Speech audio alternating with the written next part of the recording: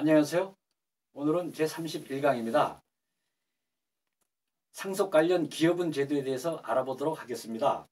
사례를 들겠습니다. 피상속인 아버지가 상속재산 10억 원을 남겨두고 사망하였습니다. 이때 자녀들은 ABC 3명이 있었습니다. 그런데 장남 A는 약 30여 년 동안 아버지를 부양하고 돌아가시 직전에 간병비 등 특별히 부양을 많이 하였습니다. 이런 경우에도 자녀 3명이 상속 지분을 n분의 1로 보아서 균등하게 나누어 갖는 것이 맞을까요? 여러분들은 어떻게 생각하십니까?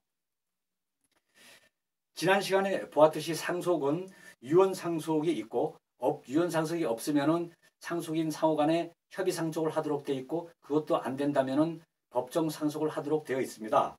그런데 법원으로 갈 일이 없는데 실제 법원으로 가서 문제가 상속재산 분할 청구 소송 등의 이 소송을 제기하는 경우가 많이 있습니다. 이것은 기여분과 특별수익과 관련하여서 각자의 그 상속재산 몫이 달라지기 때문입니다. 그러면 먼저 기여분이란 무엇일까요? 우리 민법은 기여분에 대해서 규정하고 있습니다. 피상속인을 즉 아버지 돌아가신 분을 특별히 부양하거나 또는 그 피상속인의 재산, 아버지의 재산을 유지하거나 증가하는 데서 특별히 기여한 사람이 있을 때 그 사람에 대해서는 기여분이라는 것을 인정해서 더 주겠다는 그런 뜻입니다.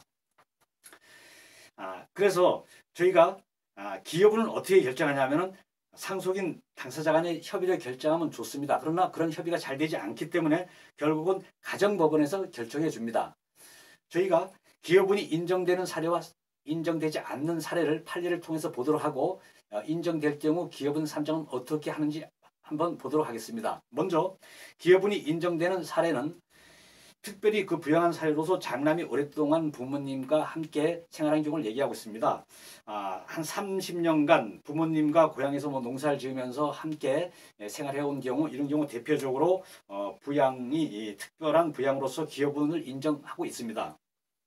또 특별한 기여에 해당되는 경우는 아버님이 경영하는 사업의 무상으로 어떤 그 노무를 제공하거나 해서 아무튼 재산의 가치를 증식시킨 경우 등이 있습니다. 두 번째로 기여분이 인정되지 않는 사례를 보겠습니다. 그 남편이 교통사고가 나서 약 5년 동안 병상에 누워 있었습니다. 이때 그 배우자가 간병 치료한 경우 이런 경우는 기여분이 인정되지 않는 사례로 봤습니다. 왜냐하면 이건 부부간의 부양 의무의 이행의 일환일 뿐이지 어떤 그 망인의 상속재산 취득에 특별히 기여한 것으로 볼 수 없다라고 판결하고 있습니다.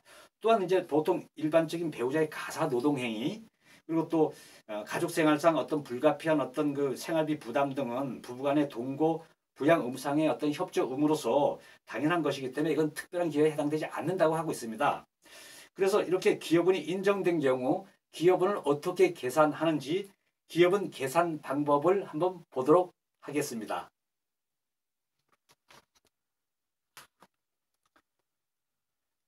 기여분 계산 방법을 보겠습니다. 본 사례에서 장남 A의 기여분을 40%라고 가정하겠습니다. 이때 상속재산 가액이 10억입니다. 이 기여분이 40%면 4억, 10억에서 4억을 빼면 6억이 됩니다.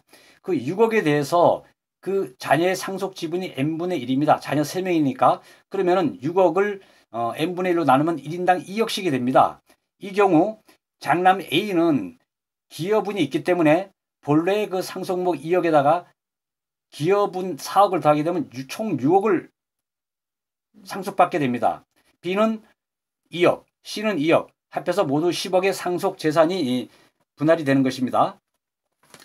끝으로 상속재산 분할 시 기여분과 유류분의 관계에 있어서 최근 그 수원지방법원 그 평택지원 최근 판례를 하나 보겠습니다. 거기에 의하면은 장남이 부모님을 오랫동안 부양해서 기여분이 생겼다 하더라도 다른 형제의 유류분의 부족액이 생겼다면은 상속액 일부를 돌려줘야 된다는 판결이 나왔습니다.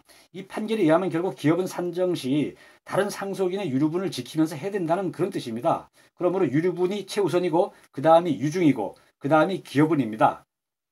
이상입니다. 감사합니다. 다음 시간에 또 만나겠습니다.